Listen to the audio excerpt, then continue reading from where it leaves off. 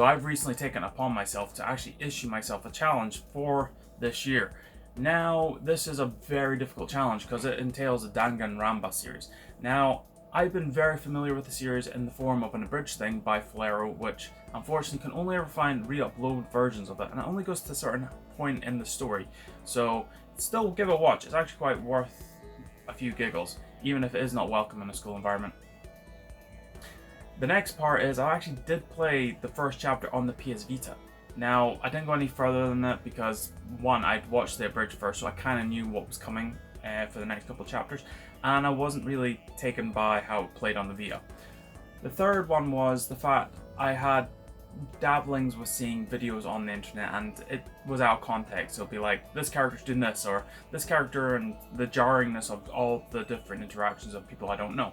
So I decided at the start of the year that I was going to pick up all the games, and from that I've issued myself one hell of a challenge. And if you want to give it a try, I really wouldn't urge you to do it, but if you want to go and give it a try, here's how you play the Despair Challenge. Despair!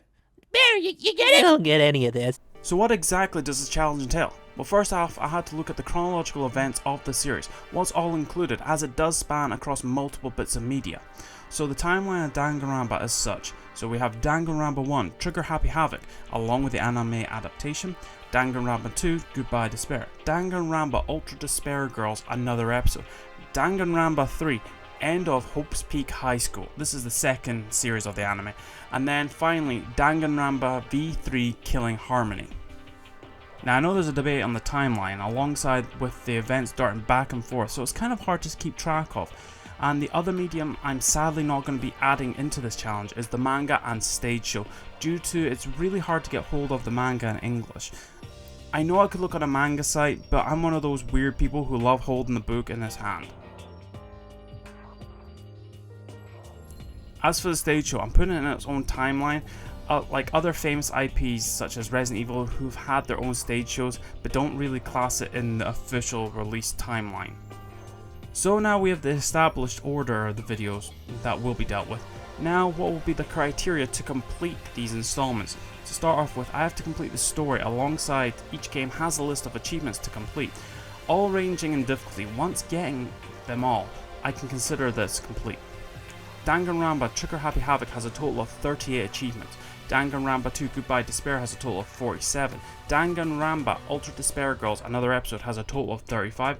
Danganronpa V3 has a total of 41. So by the end of this challenge, I should have unlocked all 161 achievements, and this is a staggering amount to do so, and it's going to take me a bit of time to do. The achievements will be the very thing that will elongate this playtime, as a simple run through the story could take anywhere between 8 to 10 hours, in theory. It's a visual novel, so I'm using playtimes from other series as a benchmark on this. And having most likely to do multiple attempts at chapters will result in playtime being extended anywhere into the 20 hours or more. The other media I will be covering is the anime series, Danganronpa the animated series and Danganronpa 3 End of Hope's Peak Academy, coming to a full total of 25 episodes to view. This is where the completion criteria has to change, due to the first Danganronpa series was just the first game's events in an anime.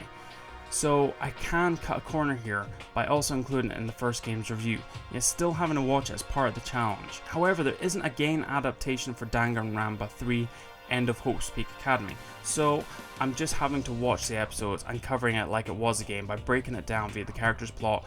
Doing this, I can really tick that off as completed. When all the episodes and games have been finished, that's when the challenge is complete. There will be one final video, one where I look back on overall how I feel about the journey from start to finish, with me finally understanding and knowing the story and the unfortunate events of the Hope's Peak and tragic events that followed afterwards. Sweet dreams, everyone. Good night. Sleep tight. Don't let the bed bugs bite.